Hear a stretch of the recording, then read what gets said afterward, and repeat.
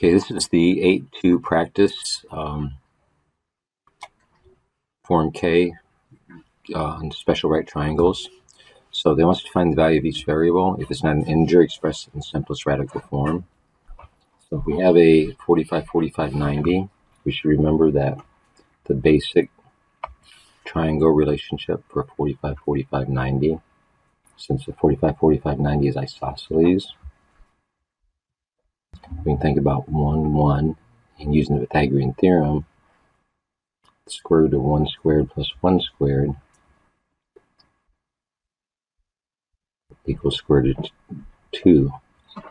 So we have 1, 1 radical 2 for the basic side lengths of a isosceles right triangle, 45, 45, 90. So let's look at the sample triangle that they give us. So since this is an isosceles right triangle, if this is a 9, this has got to be a 9. And by this shortcut, the side length times root 2 is going to be the hypotenuse. So let's see what we get with the Pythagorean theorem. We have 9 squared, a squared plus b squared is c squared. 9 squared plus 9 squared equals c squared, and c is this y distance. So we have 81 plus 81 equals y squared. And we need to take the square root of both sides. Y is going to be the square root of 2 times 81. Now, using properties of radicals, we can think of that as the square root of 2 times the square root of 81. And the square root of 81 is 9. The principal square root of 81 is 9.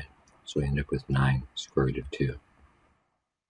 So Pythagorean theorem, with a little bit of work, gives us 9 root 2.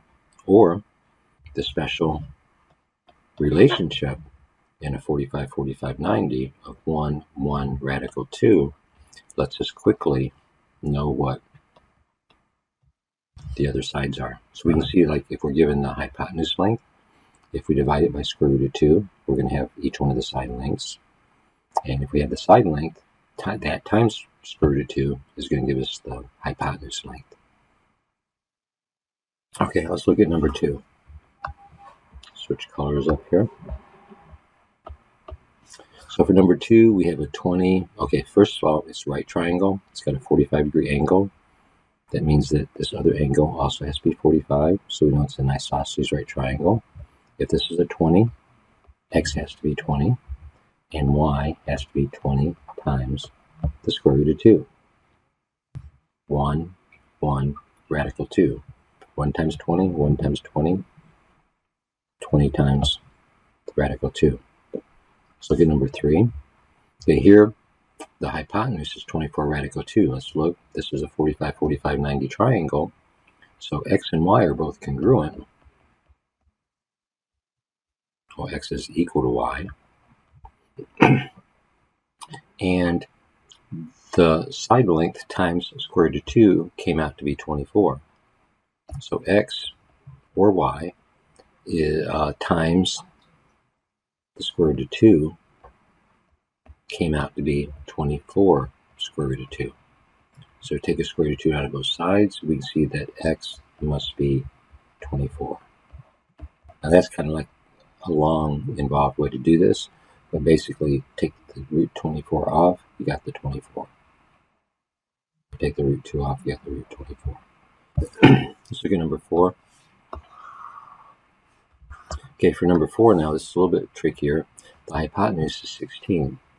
So, like we saw in the one before, each one of these side lengths, if this is an x, because it's isosceles, right, this is an x over here, and x times square root of 2 came out to be 16. So we can write this, x times the square root of 2 equals 16. Side length times root 2 equals 16 if you have a 45, 45, 90.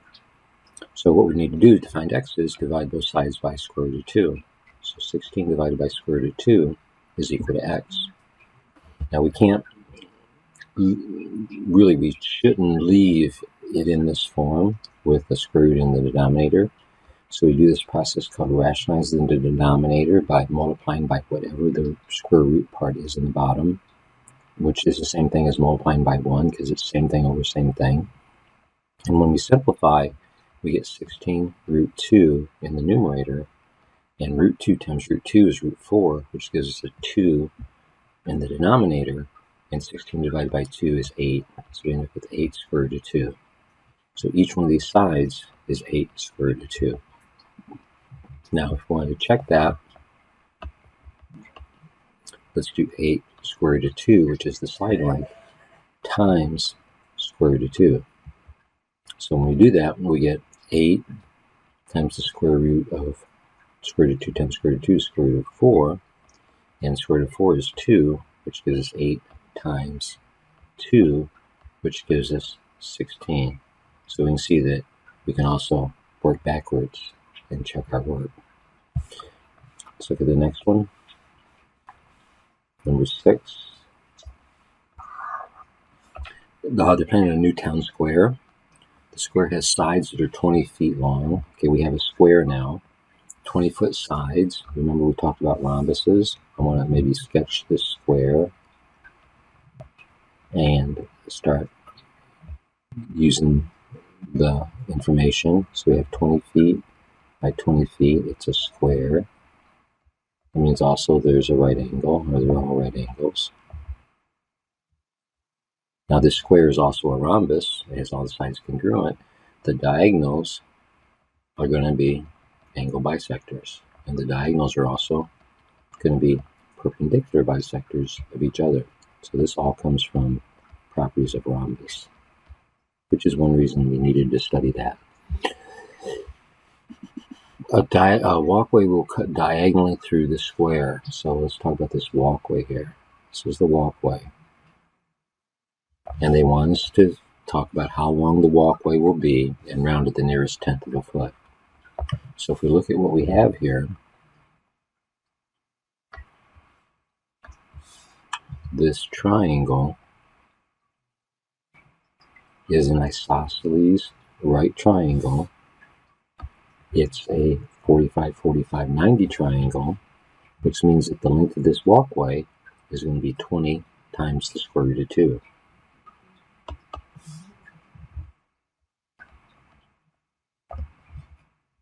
If we wanted to do this the long way, we could do 20 squared plus 20 squared equals, we'll do w squared for walkway squared. So this gives us 400 plus 400 equals w squared, which gives us 2 times 400 is equal to w squared. And then we're going to take the square root of both sides and turn this thing around. So w is going to be the square root of 2 times the square root of 400. Square root of 2 times 400. The square root of 400 comes out as 20, and the square root of 2 stays stuck inside the radical. So Pythagorean theorem gives us 20 square root of 2 using the special right triangle relationship for 45, 45, 90 of 1, 1, radical 2 gives us a shortcut. Okay, let's look at number 7.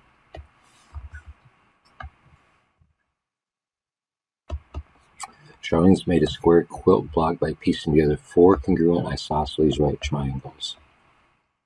The diagonal of the square is 6 inches. So she made a square quilt block. Let's sketch it. And she stitched together 4 congruent right triangles. So this is really the same diagram that we had up here, except now we're talking about quilt squares. So it's a square. The diagonal of the square is 6 inches. So they're telling us that this length here, like the walkway and the one before this one's 6 inches long. And it wants us to find the perimeter of the square. Now it's a square, so all of these are the same length. We can call all these x's. And if we just kind of deal with this one triangle down here at the bottom, right here, we've got an isosceles right triangle. So the deal with this isosceles right triangle is that the short side, or the side times root 2, comes out to be the length of the hypotenuse. If the hypotenuse is 6, we have x times the square root of 2 equal to 6. The short side times root, or the side times root 2 came out to be 6. Want to see what x is? Divide 6 by root 2. Rationalize the denominator, 6 radical 2 over 2. That simplifies to 6 over 6 radical, that simplifies to 3 radical 2. Now in terms of the perimeter of the square, we have 4 sides, so 4 times 3 radical 2 is going to be 12 radical 2. So the perimeter is 12 square root of 2.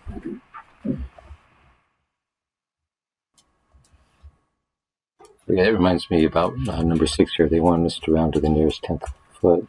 So we've got 20 times the square root of 2. Square root of 2 is about 1.414. So we multiply that times 20.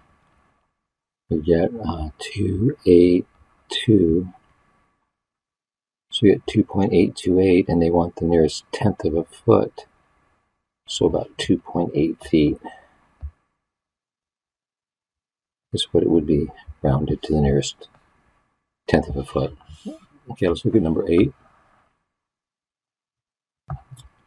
So another square has a side length of 11 root 2. So draw a square.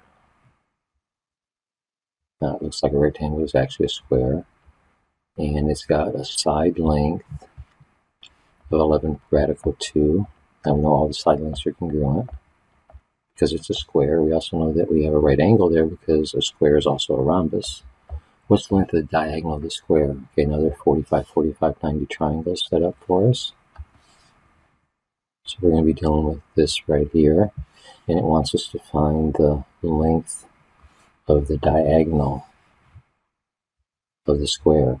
So the side length times root 2 gives us the hypotenuse length, and we're looking for the hypotenuse of this right triangle right here. This is another 45, 45, 90 triangle. Remember, diagonals in a rhombus are angle bisectors.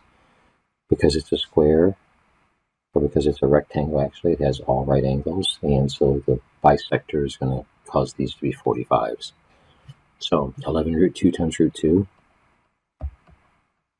gives 11, and root 2 times root 2 is root 4, and root 4 comes out as 2. So we have 2 times 11, which is 22 in meters. So they're giving us units. We should carry our units on through also. Let's look at number 9.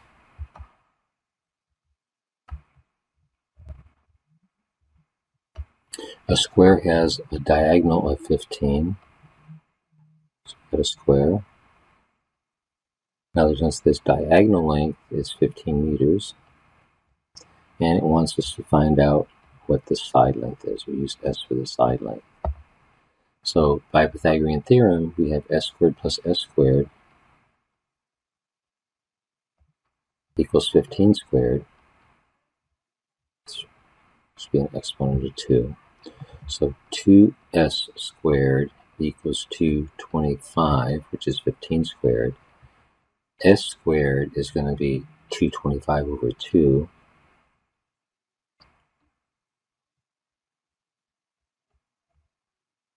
That's S squared.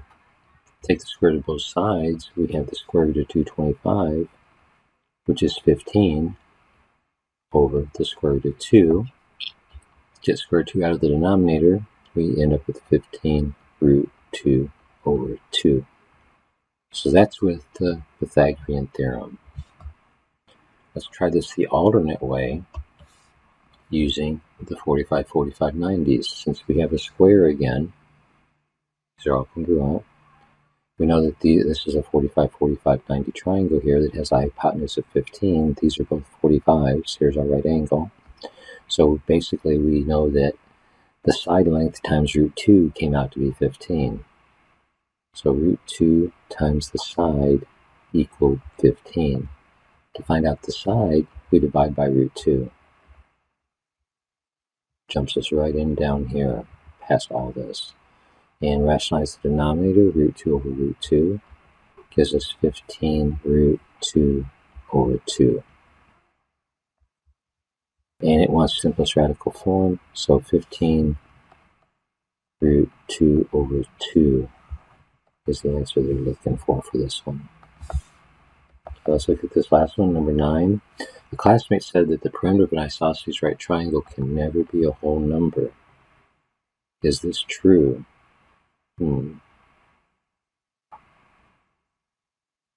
Let's see. Let's draw an isosceles right triangle. And remember, we're talking about isosceles right triangles, so we're talking about 45, 45, 90s. And we saw that our basic side lengths in a 45, 45, 90, or by the Pythagorean theorem, is 1, 1, square root of 2. So when we talk about adding up the perimeter, the side lengths, we get 1 plus 1 plus square root of 2. That gives us 2 plus square root of 2 for the perimeter.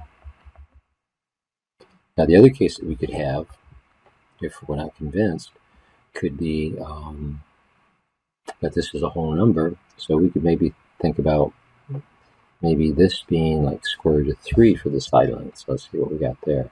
So we got square root of 3, square root of 3, that's isosceles right triangle. Square root of 3 times square root of 2 equals square root of 6.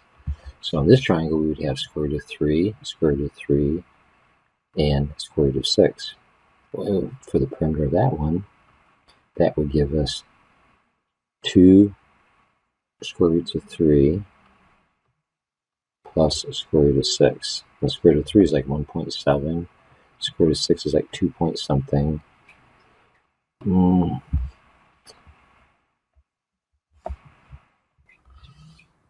Rounded to 2 decimal places, 2 root 3 is 3.46.